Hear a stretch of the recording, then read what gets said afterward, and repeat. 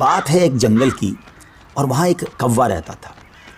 آپ جانتے ہیں نا، کوے کا رنگ بڑا کالا سیاہ ہوتا ہے، مگر وہ بڑا خوش تھا، بہت انجوائے کر رہا تھا لائف کو، طرح طرح کے کھانے کھاتا، اور رات ہوتی تو کسی بھی خوشبودار درخت پر جا کر رات بسر کرتا، انجوائے کر رہا تھا اپنی لائف کو۔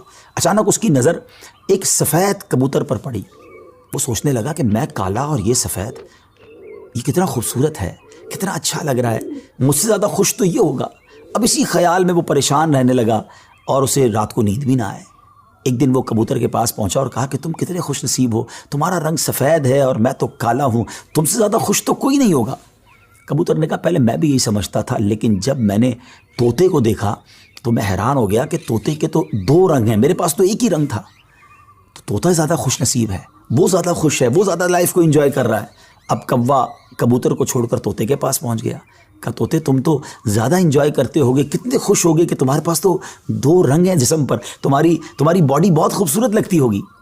تو طوطا کہتا ہے کہ پہلے تو میں لائف کو بڑا انجوائے کرتا تھا کہ واقعی میں بڑا رنگ برنگی ہوں، مگر جب میں نے مور کو دیکھا نا تو مور تو کئی سارے رنگ لیے ہوئے ہے، اتنا خوبصورت ہے کہ اس کو دیکھ کر مجھے لگا کہ میں تو کچھ بھی نہیں ہوں۔ اب کوا اڑتے اڑتے پہنچ گیا مور کے پاس۔ مور چڑیا گھر کے ایک پنجرے میں موجود تھا۔ پہلے تو وہ انتظار کرتا رہا کیونکہ بہت سارے لوگ مور کو دیکھنے آئے تھے۔ جب سارے لوگ دیکھ کر چلے گئے تو کوا مور کے پاس گیا کہ اے مور، ذرا یہ تو بتاؤ تم کتنے خوش ہو، کتنے رنگ ہیں تمہارے پاس، تم کتنے خوبصورت ہو۔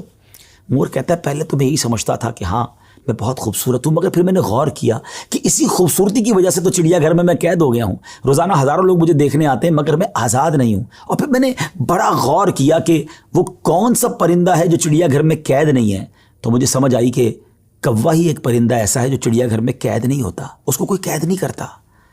ناظرین، کوے نے جب یہ سنا تو اسے احساس ہوا کہ میں بھی اپنی جگہ پر واقعی خوش نصیب ہوں۔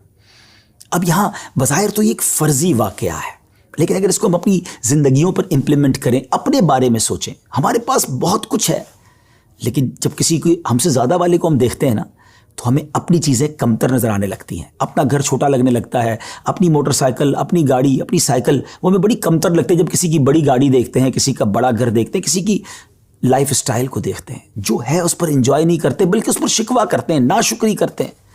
اس طرح زندگی نہیں گزرے گی۔ اگر آپ ہمیشہ اپنے سے آگے والوں کو دیکھتے رہیں گے تو آپ پریشان ہی رہیں گے۔ اگر آپ نے موازنہ کرنا ہی ہے، کمپیریزن کرنا ہی ہے، تو اپنے سے کمتر لوگوں کو دیکھیں نا۔